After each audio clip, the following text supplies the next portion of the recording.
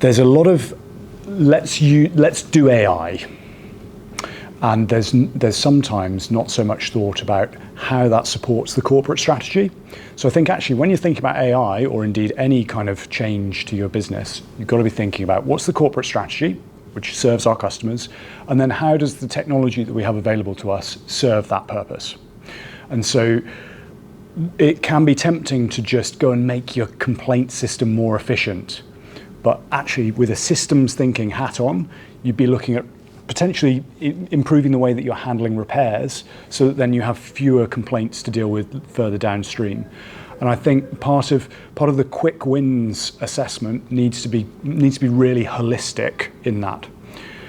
What we aren't really seeing much of in housing is that more transformative stuff, where it's redesigning the tenant experience and really redesigning the operating model. I think as a sector, we didn't really get that with digital.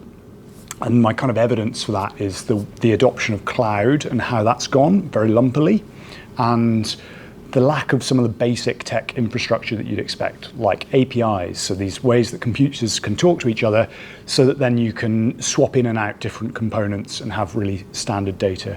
And we see some of the problems of that manifesting in things like the sector risk profile from the regulator of social housing, where there's a lot more emphasis now on data integrity, and part of that is related to how we're organising our systems. With the transformative bit of AI, or even on the tactical sort of quick wins part of AI, it does depend on the data and the processes and the controls that you have in place. So I think it's a very long way of answering. It depends about whether you're going for the quick wins or something more transformative. In general, the small bets that create value for the customer in the short term are the place to start, potentially as part of a longer transformation program.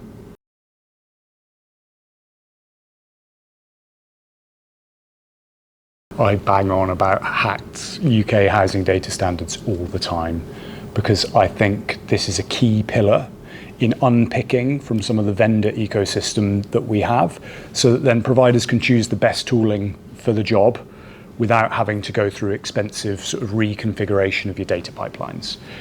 And so that provides value for you right now, but it also, if we had people that were, for example, procuring based on the UK housing data standard, say, we're only going to buy this if it's in the UK housing data standard format, and we all do that, then we will have thousands of providers that all have data in a consistent format. And it means the same thing. So a repair means a repair. What that would unlock for us is the ability to actually collaborate. The sector talks a great game about collaboration, and where we struggle is actually doing the collaboration. If we have the same meaning around our data, which is the data standards piece, then we can move towards working together.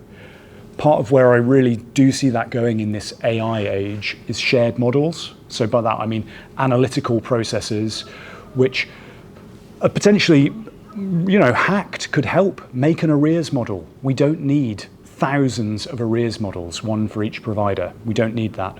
Let's just have one model that plugs into that. And there's already lots of great sort of social infrastructure, so like Creative Commons licenses, which can be used to allow free distribution of these kind of models. So I'd like to see, I really hope that the sector leans into the collaboration that it espouses and its social mission, in order to leverage some of the existing sort of both technical technology, but also the social technology that we have around being able to share.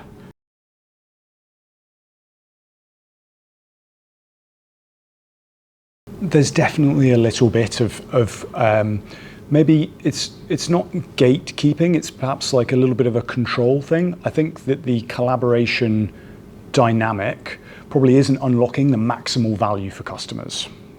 And there's a few reasons why that might be, and part of that is perhaps the fragmentation of the landscape. There's a few individual egos in there always, but ultimately everyone, like damn near everyone working in social housing, is doing that because they want to make better homes for people that need it. And so I think if we galvanize really strongly around that mission, then the collaboration kind of has to follow from that.